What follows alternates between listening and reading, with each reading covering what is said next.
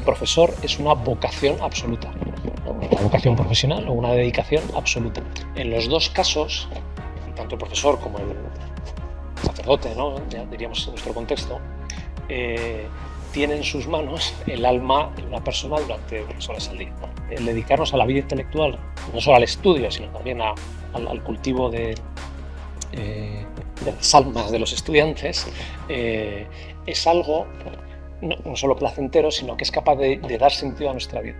O sea, somos educadores, nos interesa la persona entera, inevitablemente nuestra tarea repercute en la persona en su conjunto, pero ninguno podemos sentirnos capacitados para conseguir ese objetivo tan grande de ayudar a crecer.